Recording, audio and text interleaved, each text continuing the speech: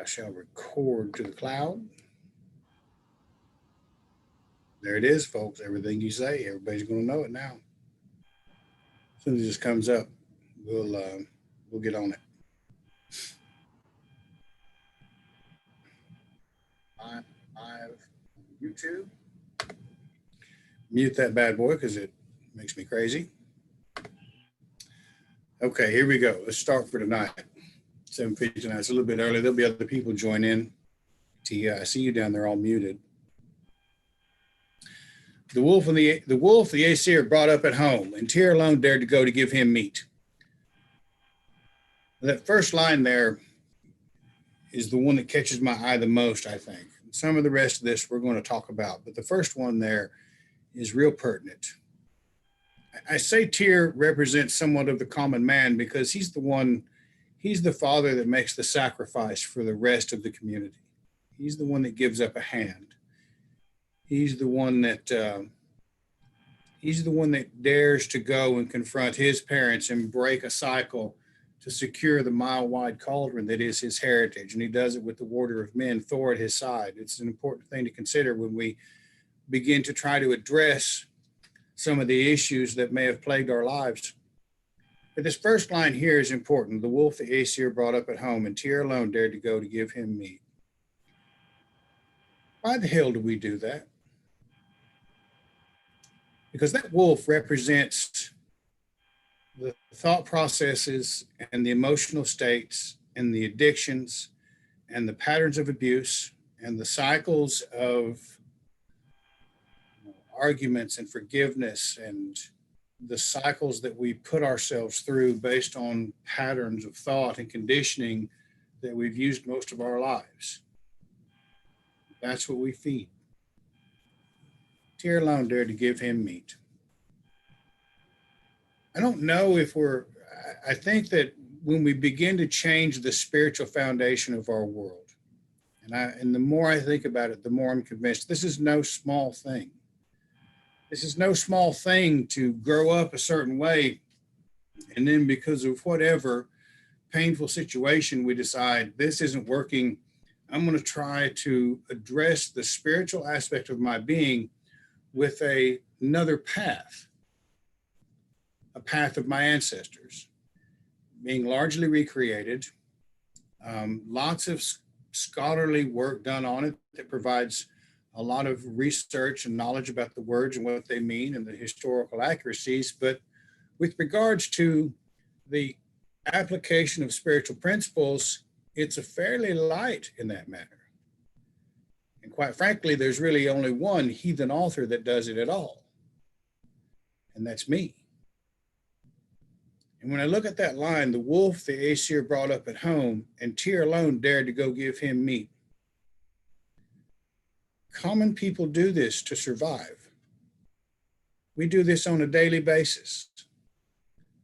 Those things that are overall negative, our aggressive attitudes towards others, our inability to deal with mature relationships and emotional nature, our patterns that we have done for so long that they're commonplace in their routine. When other people see them, they kind of look askance at us like, why is he doing that? Why is he so hard on his kids? Why is he so mean towards his wife? Why is he yelling? Why is she complaining about this? Doesn't she see he works hard? Why is he complaining about her? Doesn't he come home to a wonderful place every night? These patterns and these cycles that become predominant in who and what we are. And that's what we give the meat to. That sounded so wrong, but whatever. That's what we feed. That's the thing that somehow or other in this world that we live in, we make a decision that this negative aspect, this aggressiveness, this tendency towards violence, and they have their place, don't get me wrong. But not on a daily basis, not with the people closest to you, not with the people that you work with. And yet, in our minds and our thought processes, that's the kind of stuff we feed. Well, if they ever say that to me again, I promise you I'll be saying this, or he's going to get busted in the nose, and they better not do this, and I don't know who they think they are. That's the kind of stuff we feed. That's the wolf. That's the wolf inside each of us that threatens to devour our ability to think rationally, to act with emotional maturity, to deal with any of the kind of problems instead of trying to go around them or sidestep them or not deal with them. That's the part that we feed, because somewhere along the way we get confused because we watched our parents do it for so long that that's how they survived. That's how they made it in this world. Well, surely this must be the way I've got to do it too. That's the part that we feed because we've seen it work for other people, seemingly. And yet we're all very much aware when we see these people that are older, that sometimes they're our parents and sometimes they're not. We see the things that they do and it drives us nuts. We see all these little ticks that they do and the little shitty comments they make and the pain they try to make sure everybody else is feeling. Because that's the part of themselves they fed all of their life. And now here we are on this new spiritual path that offers us a lot of insight into that.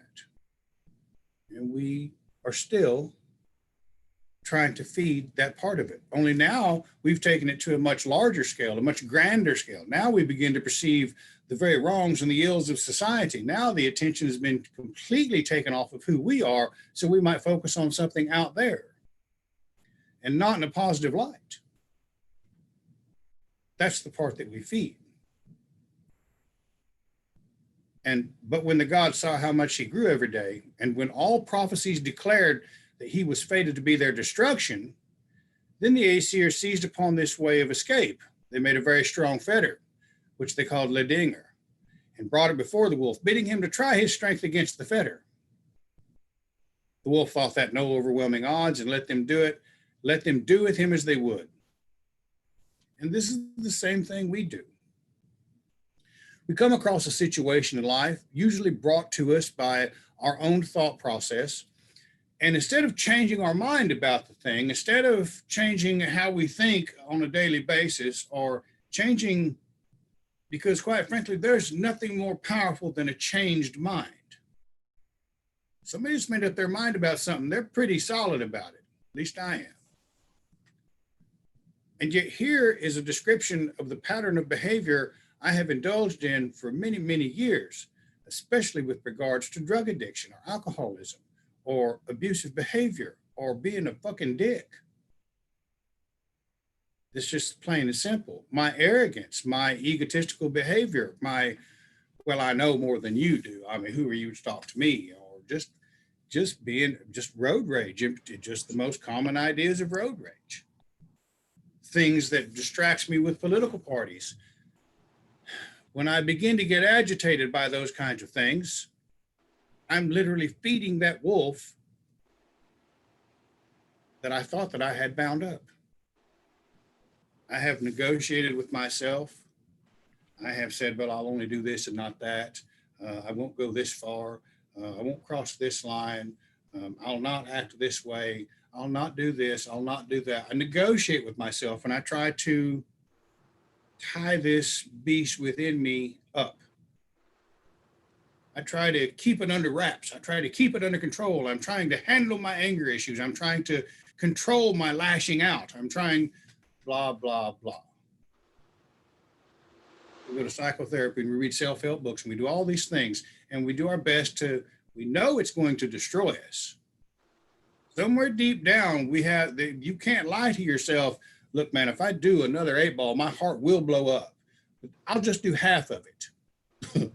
If I keep drinking the way I'm drinking, I'll probably end up with a wet brain. Well, I'll switch from tequila to vodka. Look, if I keep beating my wife, there's a real good chance she's going to leave me, but I'll just, one little slap to keep her in line. If I don't change the way I raise my kids, when they grow up, they're going to hate me. Well, I need to maintain that strict, hard discipline. If I keep cheating on my husband, he's going to find out and he's going to leave me. Yet we negotiate with ourselves and we find ourselves in those kinds of negative patterns of behavior, and they run the gamut of all the negative patterns of behavior that a human could possibly exhibit.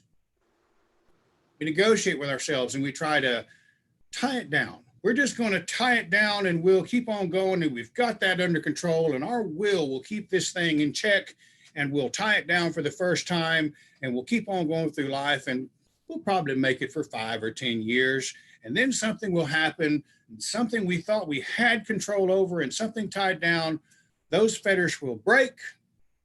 And that thing's been growing the whole time. Wolf lashed out against it. The fetter broke, and so he was loosed out of Ledinger. And that's how it very much has happened with myself. Now, I don't know if you can identify with anything I'm saying, and I'm simply talking about myself and the negative things I've engaged in as a person. And I've done my best to kind of keep that under control.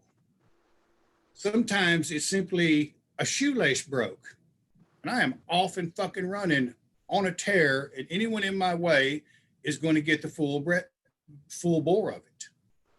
And I'm probably not going to apologize for it. Shouldn't have been there to begin with. You shouldn't have run your mouth. You shouldn't have said this. You shouldn't have said that. You knew I was in a bad mood. Anytime a man is revolving around in the world that is typically identified as a feminine aspect of personality, that being a mood, he's woefully ill-equipped to handle it. And he usually looks like a retard. At least I do. I'm in a bad mood. Y'all need to get out of my way. Because I tied all this down. I've put in a bunch of good work, haven't I? I've bound this thing up. I've got control of this thing that's brought me to prison or self-destruction or the loss of everything I owned or the loss of a wife or a ruined relationship with a girl with a man, or maybe my children got caught in the crossfire somehow. Thought I had it under control. Now what? Well, we've been feeding it all along. Here's what we'll do. We'll tie it down even tighter. After this, the ACR made a second rope. Made a second fetter. Stronger by half. So we've redoubled our efforts to get control of these negative aspects of our behavior, which they call droming, and bade the wolf try that fetter. I got this under control. I'm standing tall. My head's held high. My chest is stuck out. I'm a new man. I've got that under control. And sometimes we go to the church and expect to be saved so we can walk out and be a new man. And sometimes we change the entirety of our spiritual foundation, and some things that were heretofore not really were frowned upon, well, they might be a little bit acceptable now, because violence is golden and we're supposed to be manly men doing manly things, and I'm a Viking, and I've got this under control now and I can handle it. Still want to feed it though with my thought process. They bade the wolf try that fetter. That's what we'll do. You try it now. I have turned it around. I've got it under control, saying he would become very famous for strength if such huge workmanship should not suffice to hold him. But the wolf thought that this fetter was very strong, and he considered also that strength had increased in him since the time he broke Ledinger, which it always does. Choked down the responses we would have been giving in any negative situation that we heretofore had lashed out at. We're feeding that wolf inside us. Anytime we choke down the response, or we don't reply, or we just kind of bury it a little bit deeper, and that get that little burning in your throat, you know, and you're just like, I should have said, no, that's not me today. I've got this under control. Just throwing him a little snack, and he's getting stronger every day. It came into his mind that he must expose himself to danger if he would become famous. So he let the fetter be laid upon him. Now, when the Aesir declared themselves ready, the wolf shook himself, dashed the fetter against the earth, and struggled fiercely with it, spurned against it, and broke the fetter so that the fragments flew far. And it's usually exactly how it looks. Something we thought we had so much under control. Maybe I haven't had a drink in 10 years. I start drinking again. There's a glorious sight of a man defiling himself, and anyone in my way is going to feel the wrath of it. Fighting in bars, hurting people at random simply because I was in pain, because this thing that I thought had such a good control over, well, now it's broke free again because, well, I lost a girlfriend, or I lost a job, or I broke a shoelace. Could be anything. All we need is a simple excuse to really cut loose again and remind these people who in the hell I really am. You people don't remember who I'm nice, kind, Brian. Well, I'm going to remind you exactly who I am. Let me show you what I'm made of. And here we off and running, and here we go. And pretty soon nobody likes me. Shit, I got to go back to the church, or I got to get saved, or I'll change the spiritual foundation of my life, and I'll give some new names and try something different. And now we're going to try to bind it again. Well, I think I got it under control this time. I think I really got a handle on it now. I think I will never be back in jail. I'm never going to get another ticket. I'm going to do the right thing, and I'm going to be a good family man, and I'm going to raise healthy, loving children, and I'm never going to have to go through this kind of relationship nonsense again, be it a man or a woman. I've really got it under control now. I'm just going to bind it up. But we're still not learning the coping skills necessary to handle other people's negative bullshit. We're still buying into media narratives that tell me who I need to be angry at. I'm still buying into the idea that, well, I might really be a victim, I just didn't know it.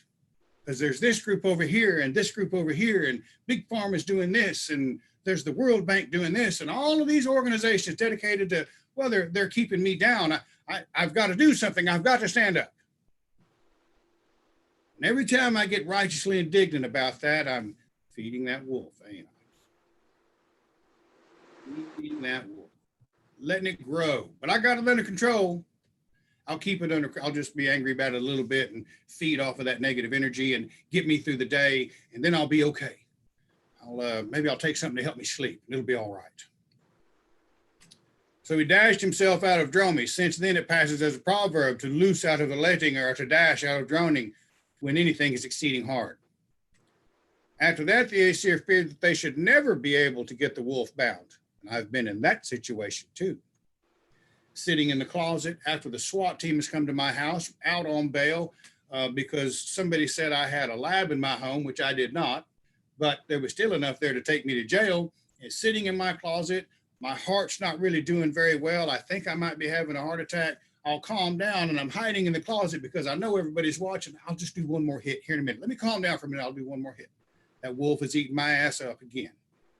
Thought I had it under control. Now what do I do? Now who do I ask for help? Because I've run everybody that loves me off. Now what am I supposed to do with that? Am I supposed to get on my knees and pray that something out there comes down and changes my world? Yeah, I probably better go.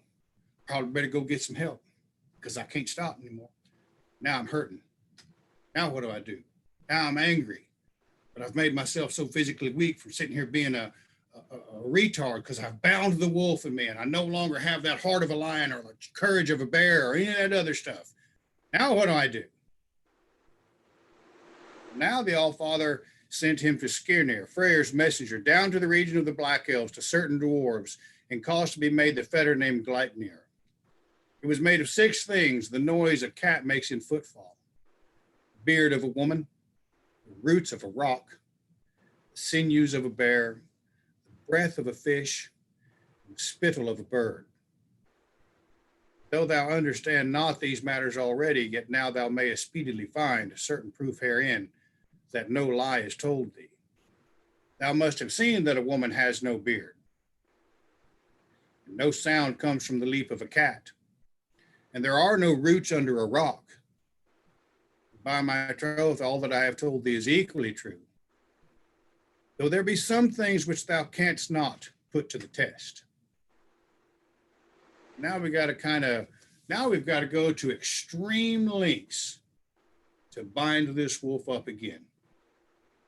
Now we've got to start reaching down deep and reaching out here, and we take desperate actions to try to get this wolf bound up within us one more time, to get this thing that has ruined so many portions of our lives. And it doesn't have to be what I'm talking about. It can be anything, like I said. It could be our attitudes towards conspiracies. It can be our attitudes towards governmental politics. It could be our attitude towards women, or our attitudes towards men. It could be our attitude towards big business. It could be any number of things. Now I've got to reach out for something very rare, something on the fringes of society. Now I'm watching The Secret. Now I'm watching self-help stuff. Now I'm paying attention to everything Joe Rogan says. Now I'm listening to Dr. Joe Dispenza. Now there's this dickhead named Brian Wilson. I'm going to see what he has to say too. You got to figure something out because we got to bind that wolf up one more time, ain't we? Now we're going to reach out with whatever we can to really get it under control, and we're hanging on by our fingernails, and we feel like we're alone, and we change the foundation of our spiritual world, and now all of a sudden we have a little bit of hope, but we still ain't done what's needed to be done, and we still haven't taken care of that wolf. We still haven't let it run free, burn itself out, and develop the coping skills necessary to actually navigate all of these things that have been ruinous to our lives. We have not taken a good, long, hard look at what it means to let go of some of these things that our parents taught us. Some of the things we may have been beat as children. We may have been burned with irons or hot water. We may have been physically, sexually, emotionally abused from our parents to the latest relationship for the entirety of our lives. We may have had women cheat on us or men cheat on us, or we may have had our children run away, or we may have lost a parent, or we may have lost a child, or we may have gone through any kind of thing that we never developed the coping skills for, because all our lives we've been trying to bind that fucking wolf that's tried to destroy us again and again and again. We keep trying to tie it down and bind it hard. Let's start taking a look at the thought process that makes it seem like that's a smart idea, because it ain't worked so far. How about, instead of trying to bind this wolf, how about we stop feeding the fucker? How about we stop becoming righteously indignant about those things that somebody else told us we need to be angry about? How about we begin to focus on this body of literature that stands in comparison to anything as great and powerful as any of the monuments built in the ancient world, be it a pyramid or the Parthenon, in the application of principles contained wherein might build each man into everything every bit as great as those things witnessed by travelers to foreign and exotic countries. Because that's the real deal with everything we're doing here.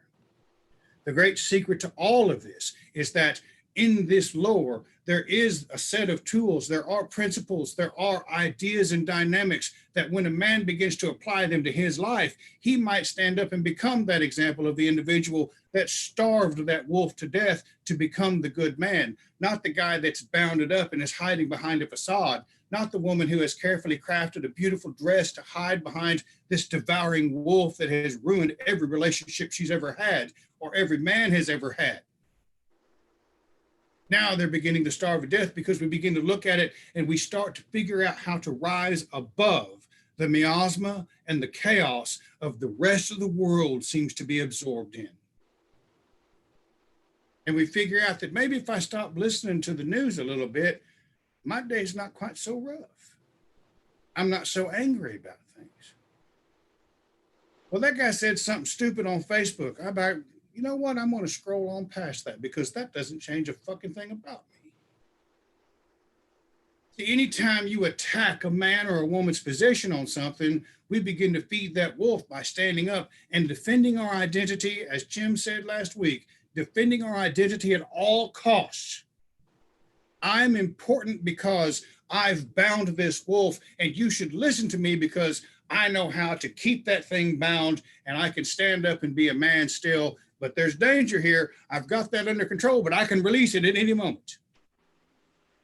You want to be average in this spirituality? Is that what we're all here for? Simply to be average individuals? Are we sitting here reaching out in desperation and pain because we just want to be common? I would like to grab life and be happy. Nobody's ever even hinted that that might be possible for someone like me until now. Now, all of a sudden, I look at these things and I have a choice that just because they said that, it doesn't make me taller or shorter. It doesn't make me fatter. It doesn't make me uglier. Doesn't change a single thing about me. It doesn't change anything about my character or my being. And I can literally do nothing about anything else happening in the world. I have no authority, no elected position. My righteous indignation is not a limitless source of energy whereby I might change the very course of the world or cultural dynamics or right the wrongs that are there. I do not have a Batman mask to go out and whip the ass of bad guys at night. I am simply Brian Wilton. What I can do is begin to stop feeding that wolf, starve him to death, and quit indulging in the righteous indignation that for so long has made me feel like I'm important, that has made me feel like I'm stronger than the competition, that has made me fear being less than someone else. Somebody's always better looking. Somebody's always stronger. There's always somebody that makes more money. Always. There's always somebody that has more skill in the arena than you do. But every champion I've ever seen get up and try, that has never been something to stop him from trying. The understanding that there's somebody out there that has it under control, that is living a glorious life, that is happy, that is having success, no matter how they happen to achieve it, that does not stop them, no matter what crippling thing might happen to them in their world. They might lose a leg or an arm or become paralyzed or who knows what, or might have a stroke or might lose the love of their life or might find the love of their life and lose them to some kind of cancer or disease or lose a child. That does not stop them from getting up and trying one more time. What more can we ask for or hope for from a newfound faith and spirituality than that constant reminder that get up and try one more time? Every example of our gods and goddesses, the entire idea of the lore is these gods faced this challenge not by themselves, but by helping each other. And they negotiated how they grew up. And they negotiated the failings of their parents. And they set about to conquer and shape a world they would wish to live in by starting with themselves. The only thing I have any control over these days in my home is how I raise Scarlett to be a loving girl, to focus on an education, to focus on becoming someone who is not afraid to compete, who understands intimately that she has the full 110% support of her father in everything she does. The same thing for my sons who are no longer in my home, and my other daughters, and my grandchildren. Papa is there. There's not a lot of time to be feeding a wolf when I'm committed to making sure that those people in the immediate vicinity of my love and caring understand that. I'm not going to sit here and try to figure out how to not be mad because I feel like I need to be important and I'm righteously indignant about some bullshit going on in the world that I have no control over. But these group of people, these 7 children and these 7 grandchildren, I got a little bit of say in that. That's about all I can do. And continue to try to become that man worthy of remark, worthy of respect, of standing up one more time, of trying, of offering a helping hand to someone else whose shoes I have been in. Can't ever forget that. That's our greatest strength. People want to talk about reawakening the folk soul and invigorating all that. What you can do is stick out a hand to somebody that ain't quite got it right yet. They're still struggling with some things that they think are important and say, won't you stand, come on, let's do this. With a half a cup and a half a loaf of bread, I met a friend full fast. It says it and have them all. It's one of the most beautiful lines there. A simple helping hand of hospitality and generosity. Get up and try, buddy. You got this. You got it. And when you've done it yourself and you believe it 110% and you buy into what this lore is telling you and the things that I'm saying to you, and you buy into it and you have the ability to share that with somebody else, I've made a little bit of difference in the world. They can take some of that and they can do something with their children. And they can be the kind of forthright, upright men that are worth knowing. Doesn't matter what their past look like. Now they've figured out not how to bind that wolf that's tried to devour them again and again and again in their life. Now they're not focused on all of those things that kept them agitated and angry and important and make sure everybody understood what a badass he is, or how pretty she is, or how desirable they are.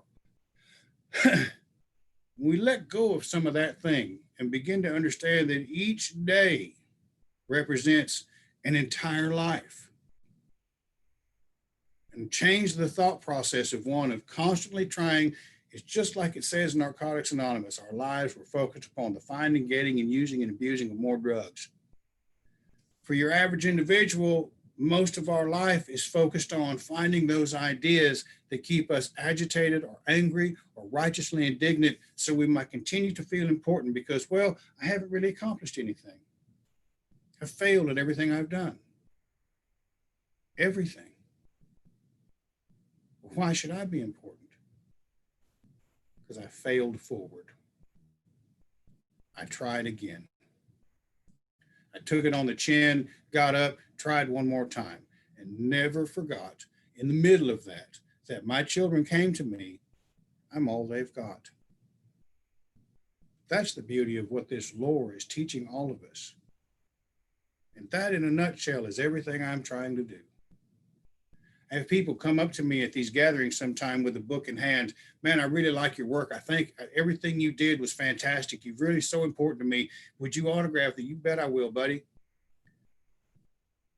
I have a dream that someday somebody will come up to me and they will say, Brian, I read your book and I took some of what you said. I have a 6-figure income. I have a big house and a car. I have a wife that loves me. I've got children and grandchildren. They've got the finest education we can provide in our home. We understand what's going on. We're well represented in our community. We've held political office. We've done our best to become upright citizens in our community, holding fast to these heathen pagan values, or however you want to call it. And we're really successful as far as we are concerned in our world. Fuck yes. That's what it's all about. I'm not really interested in somebody coming and telling me, man, you're right. Okay. Show me. Go out there and get up one more. Doesn't matter what your situation is right now. I don't care how much you think you're hurting on the inside. I don't care if you feel like you're halfway doing pretty good and you got it under control and you got that beast tied down. Stop feeding it. Start loving yourself first. And I'll tell you how to do that. I want you to imagine the perfect person for you, whatever that might look like. And I want you to imagine how they will treat you every day, how they will hold your hand, bring you coffee, take care of you, however you think they should take care, however you think the person that loves you most in this world should treat you. And I want you to treat yourself like that. And you'll starve that wolf. And the second thing, how to do this, is when you feel like all of this stuff is crushing you down and there's too much on your mind and it's overwhelming you and there's too much going on. Imagine yourself on one knee catching your breath. You've been playing football or running or something. You're on a knee and you're catching your breath. And every one of those little problems is a block on your shoulder across your chest. Now envision yourself as something gigantic. The very energy that animates you, as big as you can possibly imagine it, a veritable giant on the surface of this world. Now stand up with power and authority and shake your shoulders and imagine all of that stuff falling away. You might have to do it 4 or 5 times because that's what you've been given with these gifts of Odin, Vili, and Ve.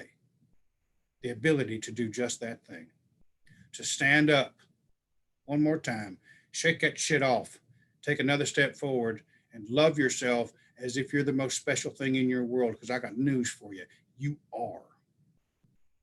Nobody else is going to do that for you. You do that for yourself. and you'll starve that wolf out that's brought each of us and all of us to the edge of a ruinous state of affairs more often than we can count. So that's what I was thinking about today during Freyfaxi. Jason's laughing. Anybody have any questions or comments or hopes or dreams or desires or whatever? I'd be happy to talk to you about them. If not, tomorrow's Monday. Go out there and grab life by the nose and whip its ass, because now you know how. Not by feeding the beast, but by standing up and giving a shit about yourself first and foremost. And those thoughts that make you angry or make you righteously indignant, those are the things that are poisoning your well. We want to refresh the roots of our tree, our own personal tree of Yggdrasil. We want to refresh that with the pure milky waters the Norns refresh Yggdrasil with every day. Those are the kind of thoughts that are white, that are happy, that are empowering, that mean I'm the most important thing in my world. Not in a selfish, arrogant, egotistical way, but in a loving way that allows you to stick out a hand to somebody else that might not be doing so hot and take it further than I can. Take it further than any of us can. Show us all what it means to be able to do that. Because that's the one thing we really need in Also True, are the people that stand up and say, you know what, I found some principles here that allowed me to stand up and come back from these odds that most people never survive from. Most people never overcome an addiction with a needle. Most people end up right back in prison. Most people never make it across the battlefield. Most people never find real love. Most people never find out what it means to love someone as a friend. Most people never learn what it means to love yourself. They're waiting on something out there to tell them they have permission to do it. You have permission to do it. You have the power to do it. And your purpose is to do it and be able to share it with others. Just that simple. It's just that simple. Thank you guys for listening. Thanks, Brian. That was a great message. Yeah, man. Thank you. Thank you. Couldn't agree more. Thank you, Thanks, Brian. Brian. Thanks so much. All right, guys. Thank you all for joining me. I really appreciate it. Brian, do you have time for a quick question? Yes.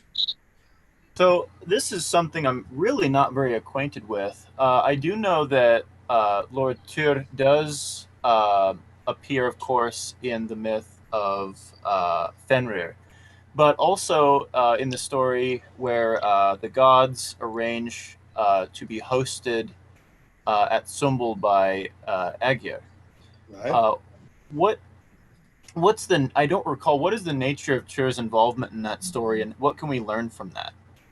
So Tyr, okay, it says in the book, so Odin sitting on the mountain, Maryhood's boyhood, he appeared, and soon his face became troubled and glowering, and he commanded Aegir to hold a feast. So you have all these gods, these great sky gods, these earth gods, the Vanic deities and the high-minded sky gods of the Aesir and the Vanir.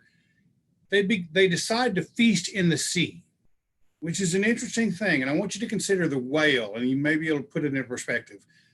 Every whale has the remnants of a hip bone. At one time, they were a land-walking mammal, an air-breathing land-walking mammal, and they returned to the ocean and became the greatest living creatures in the world. And just as the gods decide to feast in the bounty of the sea, we too have begun to find ourselves in a new ocean of spirituality where we might also grow to those kind of gigantic proportions spiritually. So there's that concept to remember. What he needed was a cauldron. What he needed was something to brew the mead that Aegir was famous for brewing. But to feed the Aesir and the assembled host, it's going to have to be a big one. Tyr's father had such a cauldron. That was his heritage. So Tyr spoke up and said, I know where one is. And it's no accident that Thor, who is the warder of men, said, I'll help you secure it. So he takes off and he goes home. And when he walks in, he sees his mother, the bright-browed one. But he also sees his granddam that greatly he loathed, and full 900 heads she had. She got 899 heads stirring biscuits, and one turns around and full faces him when he's in the door. What are you doing here? That kind of shit. Everybody that goes home knows how to deal with that. Somebody's going to fool face you with a shitty look. But his mother had done some things. She had become something. She was known as the bright browed one.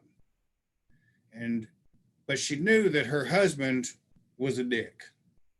So her son has gone out and done great, magnificent, wonderful things. And though he was not known as a reconciler of men, as it says in the lore, he had done enough to earn a seat at the table of these beings for which everything seemed to go their way because of their nature, which was the question that King Gylfi had. Do these things go their way because of who they pray to, or does it go their way because of their nature, because of the nature of their thoughts?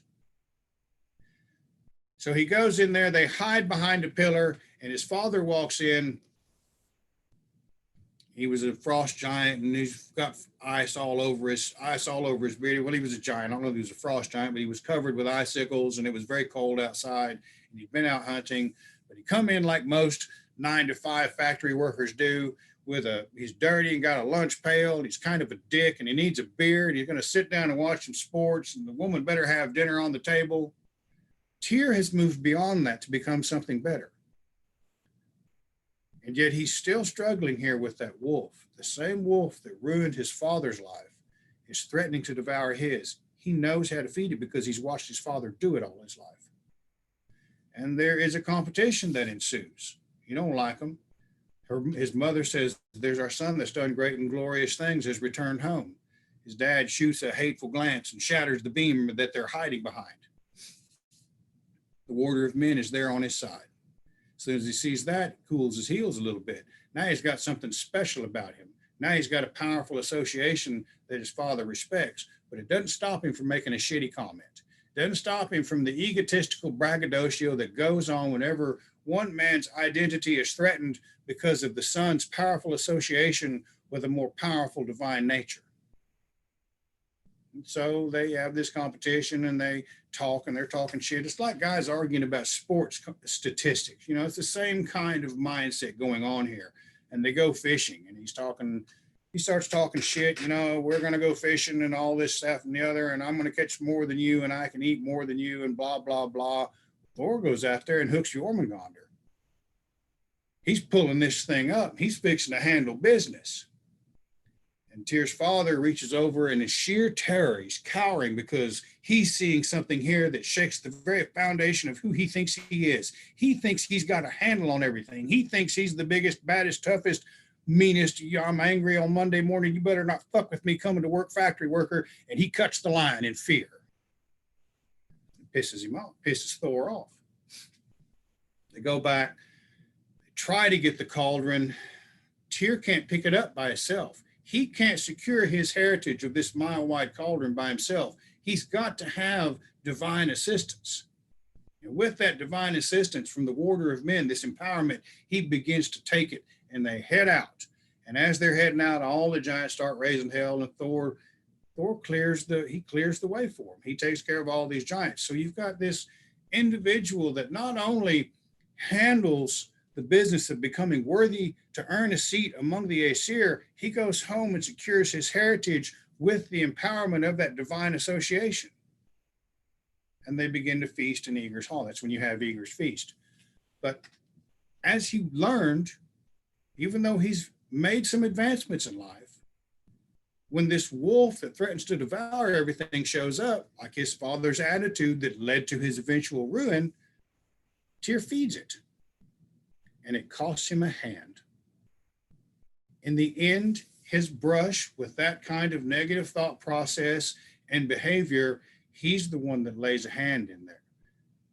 When you brush up against these kinds of things, evil in this world, it always leaves a mark. It always leaves a mark. And Tyr is the one, because he knows it's his responsibility. He secured his heritage. Now he's got to protect the clan from something that he fed. His attitudes and behaviors helped create this beast by feeding it. And now they've bound it, but it costs him a hand. He has to sacrifice a part of himself to make right the wrongness of this behavior. And we all end up sacrificing something of ourselves. when we make these decisions to stop engaging in this righteous indignation, some people may not think enough of us. We might feel handicapped for a moment until we get our feet firmly on solid ground of becoming who we're supposed to become. So that's kind of why, that's where I was talking about with Tyr. I hope that answered your question. It does. That's a hell of a story. It is a hell of a story, isn't it? Because we've all done it. Every man can identify with that shit. Every man's like, yeah, I know how that goes. I've had to deal with that shit myself. And some of us never get through it. Some of us never get the opportunity to deal with that or secure our heritage before our fathers die. Some of us have to figure out how to do it afterwards. Some of us we have to go through a lot of things. The point is that the point of all of it is that we're trying. We're still in there giving it our all. We're still in there willing to make that sacrifice of something we think is so important of who we are, because it's hindering us now. He loses that hand, but it doesn't stop the idea that he's still a bad motherfucker. You know, I mean, everybody knows that. You just got a shield on it now. I imagine if he hits you in the head with it, it's going to hurt. So yeah, he's a real impressive character. His journey is very much a journey of what men do, and I see that stuff all through the lore. I see the same thing with Thor, in a different venue, in a different aspect of my existence. I see the same thing with the journey with Odin. It's a different aspect of my existence. Every one of them represents a thought process or an emotion or some aspect of our existence, be it physical, spiritual, mental, or emotional. And when we finally start to get it right, and we finally start to stand up, and we finally start to love ourselves enough to create an environment where these warm, powerful deities might feast in a table of our thought process, in our mind, at the forefront of our thoughts, there's something really powerful that happens. There's an image of something very special there that we've yet as a faith to solidify into what we could call a goal. We're all still very much striving for that. But all of a sudden it's becoming a little bit clearer. And it all centers around the courage to love. That was the entire reason I wrote the last book, Courage to Love, was we've got to find the courage to love. Because we're still working on so much stuff of ourselves. We can no longer sit around and begin to expound and expand upon complicated political ideals as if they might be the supporting foundation of our spiritual development or an emotional growth. It simply will not work. All we've done is create a political Jesus that something out there might fix what's in here. I can't see that, man. I can't read that. So I just busted this open. You want to talk about synchronicity and true words? Your love of life will be happy and harmonious. There you go, bud. Random ass fortune cookie. Yeah, you're in the right place. Yeah. Might be something to what you're saying. There you go, man. That's what it's all about. Anyway, the whole thing, Terry, just it's really a neat thing. I might write, it's probably going to be the next book I write, because I find a lot of synchronicities in it, and I see a lot of our people dealing with these kinds of things. And I find we get comfortable. I was telling Melissa the other day, when I was 18, I got sober, and I was going to Alcoholics Anonymous, and I was sober for like 10 years. The whole time I was in the Army, except for that last year. That last year I was roaring drunk, but for the rest of the time, I didn't drink a drop, and or touch anything. And I was really successful in the military at that time. But one of my friends was an old man named Jim P. And he fought at the Battle of the Bulge. He had a Bronze Star. He was at the liberation of Paris. He was a legitimate World War II man of action and kind of a small town hero. And he became a chemical engineer for Tulsa Power Station and retired from PSO. So by all outward appearances, he'd had a fairly successful life, but he was a fucking drunk. And when I first met him, he came into the meetings because he had fallen out of, he was 67. He was an old man when he came in. He had fallen out of his truck and his head had bounced between the parking barrier and the curb. So and he was just beat. It looks like somebody just worked him over. I mean, he was beat up. He was in bad shape as an old man. His face was all scrapped up, and but he always said something when you talk about clearing away the wreckage of your past. he always said something for the longest time. I couldn't remember because I'm so much an all or nothing kind of guy. He said when it come time to making amends, when it come time to paying your shield, when it come time to righting the wrongs of your past, he said, you know, I'm at a point in life where I'm comfortable. And if I go and make amends to Betty for the things I did at the liberation of Paris, because we were having a good time, I don't know that that's going to do any good other than cause her a bunch of harm. So I'm going to be comfortable with where I'm at right now. And this is where I'm going to stay because I'm comfortable here. I wonder sometimes if when we come into Asatru and we begin to subscribe to these ideas that feed righteous indignation instead of helping us cement an idea of spiritual growth and development of what it means to really move higher up this, our own personal Yggdrasil, if we don't become comfortable where we are and we stop. And then we don't risk anything. Then there's no risk of failure. Then there's no movement forward. We just stop. We're comfortable. It'll be okay. The problem is life happens. There's a bunch of people around us doing a bunch of other shit. And we might be comfortable with where we are, but somebody might see that and take issue with it and start fucking with us and start doing things. And we're so comfortable, we failed to continue to figure out how to develop the ability to handle with these things. And before we know it, before we're paying attention, there's that fucking wolf again. We've cut him loose because we need to remind everybody we ain't to be fucked with and all blah, blah, blah, blah, blah, blah. So that's kind of something that was really, I was really thinking about to see people grab a hold of these ideas and really take them forward, really move them out there, really become something more. You know, I'm just an average dude. You know, I've written some books that are pretty good. They're well received. I got a little YouTube channel. I ain't got 4 million subscribers. I have a little bit of influence, but I wonder, so I've got to keep trying to move forward and grow because I don't want to be comfortable like Jim. I want to be something more. I still have a lot of life left in me, and I still have things and examples to set for my children and my sons and my grandchildren. You know, that's just the way it is. So I think that's a part of all of this should be always, because we're explorers. We've always been explorers. I want to see what's around the next bend in the road. I want to see what's out there on this broad spiritual horizon. And I'll probably fuck it up. I'll probably fall on my face 2 or 3 times.